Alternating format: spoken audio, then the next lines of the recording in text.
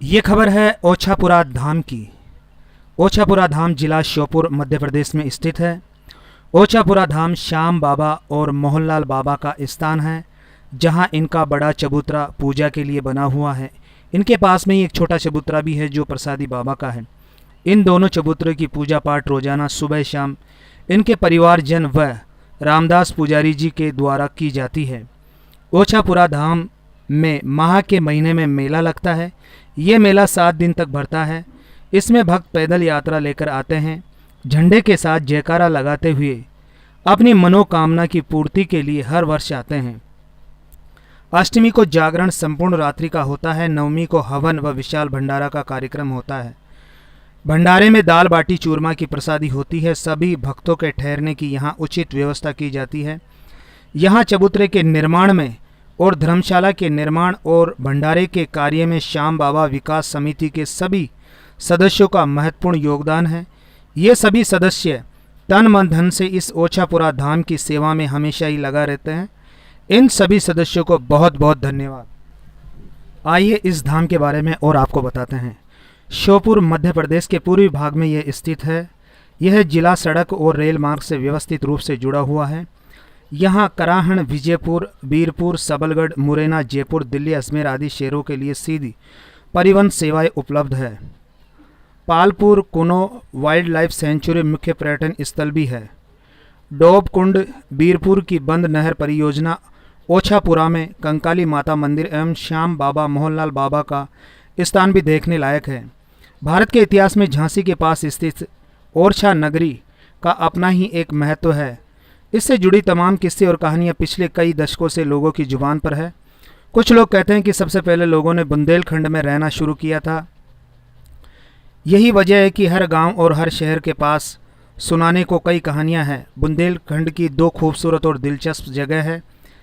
गढ़ कुंडार और ओरछा दोनों ही जगहों में भले ही कुछ ही किलोमीटर का फासला हो, लेकिन इतिहास के धागों से ये दोनों जगह बेहद मजबूती से जुड़ी हुई है। ओरछा नगरी का इतिहास 16 शताब्दी से शुरू होता है, जब बुंदेला राजा रुद्र प्रताप सिंह ने विक्रम संवत 1588 सन 1532 में वैशाख पूर्णिमा को ओरछा नगरी का शिलान्यास किया। एक कथा के अनुसार एक बार राजा रुद्र प्रताप सिंह शिकार खेलने बेतवा नदी के किनारे स्थित तुंगारण्य वन क्षेत्र में अपने साथियों के साथ गए। जंगल में राजा अपने साथियों से बिछड़ गए और एक ऋषि की कुटिया पर पहुंच गए जो उसी में स्थित थी। राजा को प्यास लगी तो उन्होंने ऋषि से पानी मांगा। कुटिया में उस समय पानी नहीं था, सो अतिथि सत्कार के लिए महात्मा जी ने खुद ही पानी लेने नदी पर चले गए।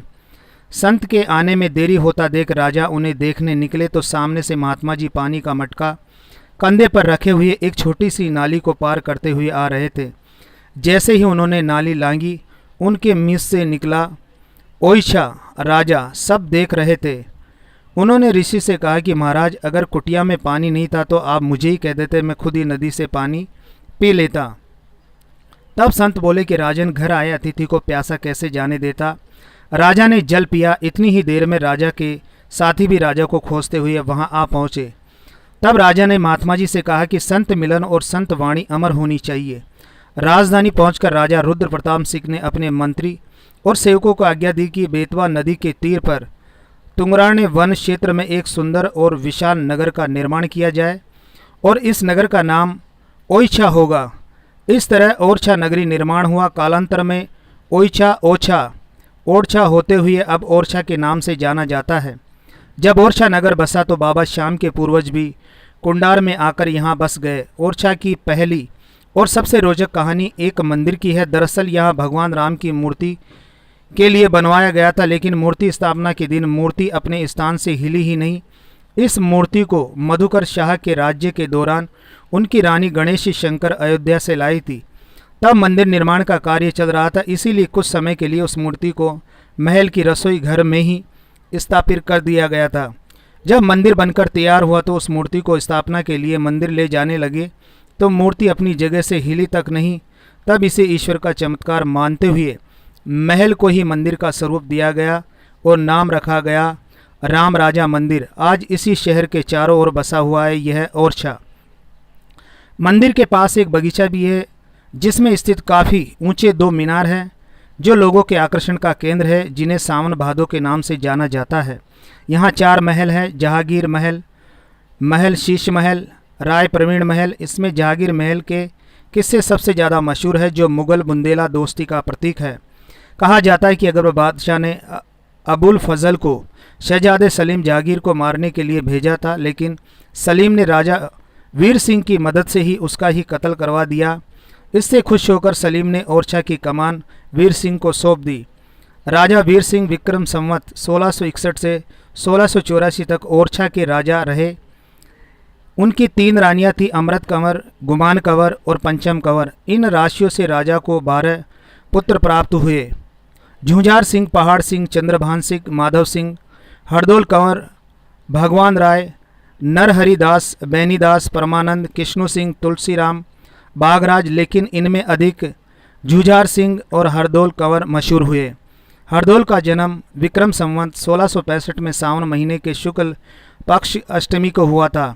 हरदौल बचपन से ही कुशाग्र बुद्धि की तथा वीरता तो उनमें कूट कूट कर भरी हुई थी। छोटी सी ही उम्र में उन्होंने क्षत्रिय धर्म का पालन करना सीख लिया। वो घुड़सवारी, तीरंदाजी, तलवारबाजी में निपुण हो गए और हरदौल कंवर दुर्लभ गुण संपन्न सेना नायक थे। उन्होंने बुंदेलखंड को सुरक्षित रखने के लिए एक गुप्त सेना का गठन कर रखा था, जिसमें 901 वीर सैनिक और 16 सूरमा शामिल थे। इन 16 सूरमाओं में बाबा भी शामिल थे। बाबा श्याम के इन सूरमाओं में शामिल होने का भी एक रोचक किस्सा है। राजा मधुकर शाह के समय से ही ओरछा में श्रावणी तीज का मेला लगता आ रहा है। उस मेले में बड़े बड़े पहलवान, तलवारबाज, तीरंदाज अपना करतब दिखाने जाते थे। उसी में तीरंदाजी की प्रतियोगिता का आयोजन किया गया तथा मैदान में 50 गज की दूरी पर एक लौंग धागे से बांधी गई और ये ऐलान किया गया, जो भी तीरंदाज इस लौंग के टुकड़े कर देगा वो ओरछा नगरी का शाही तीरंदाज होगा। तब कई लोगों ने कोशिश की मगर सभी नाकाम रहे। फिर भीड़ से निकलकर श्याम बाबा आए और उन्होंने निशाना साधा, लौंग के 2 टुकड़े कर दिए। हरदौल कंवर और श्याम बाबा से मित्रता कायम हो गई। हालांकि श्याम बाबा हरदौल से उम्र में बड़े थे, तो हरदौल कंवर सम्मानवश श्याम बाबा को काकाजू कहकर संबोधित करते थे। श्याम बाबा को कई तांत्रिक सिद्धियां भी प्राप्त हुई थी। कई गुप्त देवीय शक्तियों का ज्ञान बाबा श्याम को था, जो बाद में उन्होंने हरदौल कंवर को भी सिखाई थी। आज भी दुखी भक्तों का इलाज श्याम बाबा की तांत्रिक शक्तियों द्वारा किया जाता है। इन्हीं शक्तियों की बदौलत एक बार कंवर हरदौल ने अपने भाई झुंझार सिंह को पलंग सहित आगरा से ओरछा बुलवा लिया। जब एरच रियासत की बागडोर हरदौल कंवर को सौंपी गई, तब बाबा को एरच सियासत का सेनापति बनाया गया। एक बार शाहजहां ने ओरछा को कब्जे में लेने के लिए अपनी शाही सेना के द्वारा आक्रमण करवाया। तब हरदौल कंवर अपनी सेना तथा श्याम बाबा सहित शाही सेना पर टूट पड़े। शाही सेना पराजित होकर ओरछा से भाग गई। इस युद्ध की मुख्य बात यह थी कि शाही सेना की शक्ति अपार थी बुंदेला सैनिकों के सामने, लेकिन श्याम बाबा ने ऐसा चमत्कार किया कि करोड़ों की संख्या में मधुमक्खियां आ गई और मुगल सैनिकों पर हमला कर दिया। मुगल सेना को मैदान छोड़कर भागना पड़ा। एक तरफ तो हरदौल सीधे मुगलों से टक्कर ले रहे थे और दूसरी ओर झुंझार सिंह शाहजहां की जी हजूरी में लगे हुए थे। विक्रम संवत 1686 में झुंझार सिंह ने 10,000 सोने की मोहरें तथा 40 हाथी भेंट स्वरूप प्रदान की। इससे शाहजहां खुश तो हुए, लेकिन उन्होंने मन में हरदौल का डर हमेशा बना रहता था। वह सोचता रहता था कि जब हरदौल अपने भाई को पलंग सहित आगरा से ओरछा ले जा सकता है, तो कहीं मुझे भी पलंग सहित यमुना में न पटक दे। शाहजहां ने अपने खास सेनापति बहादुर खां और हिदायत खां को बुलाया और कहा कि अब समय आ गया है, तुम लोग ओरछा को अपने कब्जे में लेने की कोशिश करो। तुमको ओरछा का सेनापति बनाकर भेजा जाता है। झुंझार सिंह इस चाल को समझ नहीं पाए कि ये लोग ओरछा के वेर के बीज बोने आ रहे हैं। एक दिन मौका पाकर हिदायत खान ने झुंझार सिंह से कहा कि महाराज, बुरा ना मानो तो एक बात कहूँ, गुस्ताखी माफ़ हो, मगर मुझे लगता है कि आपका भाई हरदौल आपसे छल कर रहा है।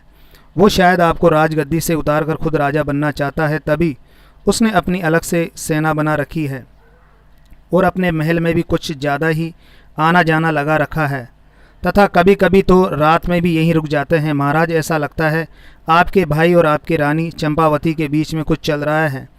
झुंझार उसकी इस चाल समझ नहीं पाए और उनके मन में वहम पैदा हो गया। हिदायत खां की बातों में उन्हें सच्चाई नज़र आने लगी।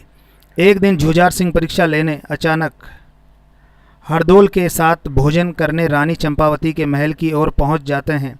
रानी को भोजन लगाने का आदेश देते हैं। रानी दोनों को भोजन लगवाती है, लेकिन जल्दबाजी में सोने की थाली हरदोल के सामने और चांदी की थाली जुझार सिंह सामने लगा देती है। बस उसी क्षण राजा को हिदायत खां की बात सच लगने लगी कि फिर क्या हुआ। सुबह होते ही जुझार सिंह ने रानी को अकेले में बुलाकर कहा कि तुमसे कुछ मांगना चाहता हूँ। रानी बोली, महाराज, एक पत्नी के जीवन में उसके पति का अधिकार होता है, आप मांगिए, आपकी आज्ञा की अवहेलना नहीं होगी। तब राजा ने कहा कि तुम हरदोल को अपने हाथ से जहर दे दो। इतना सुनते ही रानी के होश उड़ गए। बोली कि महाराज, मैंने हरदोल को अपने पुत्र के समान पाला है, उससे ऐसी क्या गलती कर दी जो आप उसे जहर देकर मरवाना चाहते हैं। जुझार सिंह बोला, रानी बनो मत, मुझे सब पता है, फिर भी तुम अगर सच्ची हो तो सतीत्व की परीक्षा दो। अब तुम मेरी आज्ञा का पालन करना ही होगा। इतना कहकर जुझार सिंह दरबार में चले गए तो रानी को मजबूरन वही करना पड़ा जो राजा चाहते थे। रानी ने जहर भरा भोजन तैयार करवाया और हरदोल को भोजन का निमंत्रण भिजवाया। हरदोल तैयार हो घोड़े पर सवार होकर महल की ओर भोजन करने के लिए निकल पड़े। हरदोल सीधे भोजन कक्ष में पहुंचे तो देखा रानी और सभी दासियां रो रही थी। चारों ओर सन्नाटा फैला हुआ था। हरदोल थोड़ा अचंभित हुआ, फिर उन्होंने खुद ही आवाज़ देकर कहा कि भाभिया, बड़े जोर की भूख लगी है, भोजन की व्यवस्था करो। रानी आती है और बेमन से भोजन परोसती थी और रोती जाती है। तब हरदोल कहते हैं कि भाभी माँ, आज तक आपने मुझे बड़े प्यार से भोजन कराया, लेकिन आज ऐसी क्या बात हो गई, आप रोते हुए खाना परोस रही हो। तब रानी ने कहा कि आपके भाई ने हमारे ऊपर कलंक लगा दिया है। हमें तो यह कहते हुए भी शर्म आती कि हमारे माँ बेटे के रिश्ते को अपवित्र कर दिया है और साथ मुझे आपको जहर देने का वचन भी दे दिया है। इस भोजन में मैंने अपने हाथों से जहर मिलाया। इतना सुनते ही कंवर हरदोल बोले, भाभी माँ, बस इतनी सी बात, आप रो रही हो, ये जीवन आपका ही दिया हुआ है। हे माताजी, मेरे मरने के बाद आप ही तो हमें पाल पोस कर बड़ा किया है, इस जीवन का आपका ही तो अधिकार है। मैं आपके सतीत्व पर कलम नहीं लगने दूंगा, भाई के मन का वहम भी दूर कर दूंगा। आप भोजन लाओ। रानी ने भोजन का थाल हरदोल के सामने रख दिया तो उसने उस विश्वरा भोजन खाना शुरू कर दिया। अब जैसे ही उन्होंने जहर के प्रभाव का एहसास हुआ, वो तुरंत वहां से अपने घोड़े पर बैठकर फूलबाग पहुंचे, जहां उनकी बैठक हुआ करती थी। इधर जब हरदोल महल से भोजन करके निकले, तभी उनके पीछे से श्याम बाबा भी महल में पहुंच जाते हैं। ऐसा माना जाता है कि हरदोल का बचा हुआ भोजन हमेशा श्याम बाबा ही ग्रहण किया करते थे। इधर दासियाँ वो जहरीला भोजन फेंकने जा रही थी। दासियों ने सारी बात श्याम बाबा को बता दी। इतना सुनने के बाद बाबा ने वो भोजन दासियों से छीन लिया और कहने लगे कि अब तक मैं हरदोल कंवर का बचा भोजन खाता आया हूँ, अब भी खाऊंगा। बाबा ने एक निवाला अपने घोड़े को और एक निवाला कुत्ते को खिलाने के बाद खुद भी भोजन खाकर अपने प्राण त्याग देते हैं। रहा कुंवर हरदोल को नाम मित्र को शाम झूठो भोजन खाई के गयो संग सुरधाम। अब हरदोल कंवर और श्याम बाबा की मृत्यु के समाचार फैलते ही पूरे ओरछा नगर में हाहाकार मच गया। 16 सूरमा और 901 सैनिकों ने भी मौत को अपने गले लगा लिया। इसके बाद पूरे ओरछा में शोक की लहर छा गई। जगह जगह विद्रोह शुरू हो गया। मुगल सैनिक और नगरवासियों में युद्ध होने लगा, क्योंकि मुगल सैनिक लोगों का जबरन धर्म परिवर्तन कराने लगे, जिससे लोगों का ओरछा से पलायन शुरू हो गया। लोग दूसरे नगरों की ओर भागने लगे। इसी दौरान श्याम बाबा के परिवार जन भी ओरछा से निकलकर शिवपुरी होते हुए ओछापुरा में पहुँचे। उधर जुझार सिंह को पश्चाताप हुआ और वह डर के मारे जंगलों में जा छिपा, लेकिन वहाँ भी उसके को मुगलों से मार डाला। तब हरदोल कंवर, श्याम बाबा और उनकी सेना अकाल मृत्यु के कारण देव योनि में चले गए। तब देव स्वरूप हरदोल ने श्याम बाबा से कहा कि काकाजू, मैं तो अपने परिवार की मर्यादा की वजह से जहर खाकर शहीद हुआ हूँ, लेकिन तुम तो केवल मेरे प्रेम, भक्ति और वफादारी की खातिर अपनी जान दे दी। अब के बाद तुम यहाँ ओरछा में मेरे साथ पूजे जाओगे।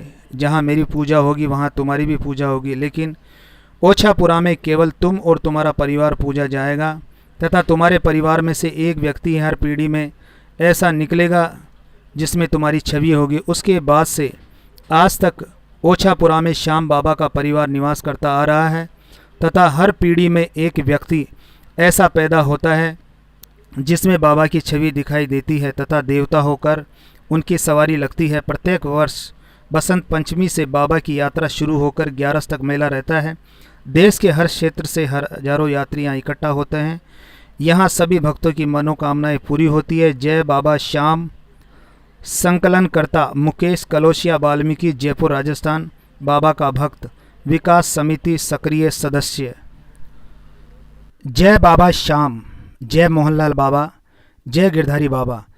जैसा आपको बाबा की पिछली कथा में बताया गया कि ओछापुरा में जो श्याम बाबा वंशज निवास कर रहे हैं, उस परिवार में एक पीढ़ी में कोई एक ऐसा अवतारी पैदा होगा जिसकी सवारी लगेगी, जो लोगों के दुख दर्द दूर करेगा।